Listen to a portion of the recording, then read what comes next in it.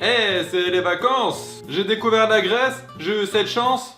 Je ne pouvais pas ne pas faire une vidéo. Normal. Ouais, ça c'est le drapeau de la Grèce. Mais je sais pas pourquoi, j'ai toujours cru que c'était le drapeau de la Finlande. Du coup, le premier jour où je suis arrivé en Grèce, j'ai dit...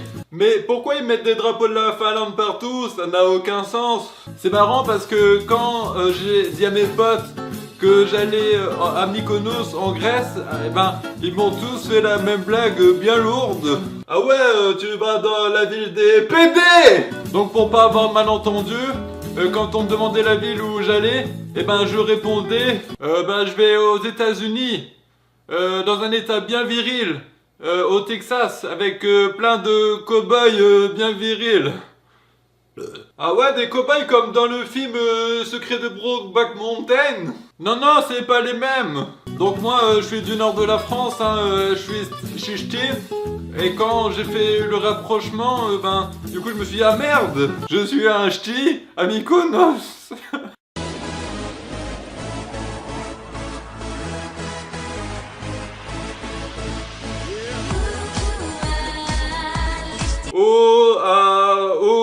Les ch'tis à Mykonos, c'est pas du tout les bons accords. Ce qui est incroyable chez les Grecs, c'est que quand ils font du scooter, ils portent pas de casque. Et à un moment donné, j'ai loué un scooter, et j'ai loué pendant une journée, et j'ai loué un casque avec. Déjà pour la sécurité, et parce que je suis habitué. Et puis quand les Grecs ils m'ont vu avec mon casque, ils m'ont vu comme un extraterrestre. Même les policiers grecs ils me regardaient un peu chelou. Pop pop pop, c'est quoi ça?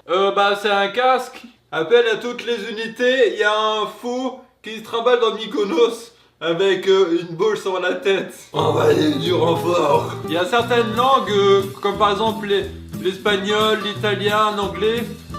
Quand tu parles pas la langue, tu comprends quand même certains mots. En Grèce, ils utilisent un alphabet qu'on comprend pas du tout, qui n'existe pas du tout chez nous. C'est assez handicapant quand tu dois faire des choix. En entrée, je vais prendre... allez au hasard. Je vais prendre ça. Et voilà, monsieur. Ah ouais, je me suis peut-être trompé de magasin en fait. En Grèce, il fait vraiment très chaud. Ça veut dire que quand tu poses ton pied dehors, ton pied il brûle. Mais ça a quand même certains aspects un peu pratiques. Oh, je prends une bonne douche. Oh là là.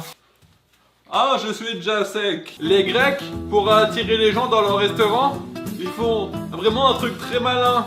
Ils t'ouvrent l'appétit, ils donnent vraiment aux gens vraiment vite de manger. Des cadavres de poulpes morts. C'est vrai que ça donne faim.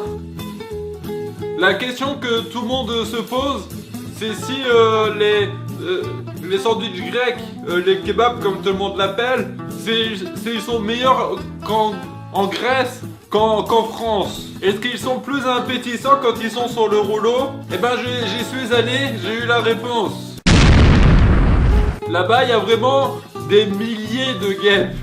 Mais des grosses guêpes, des putains de guêpes.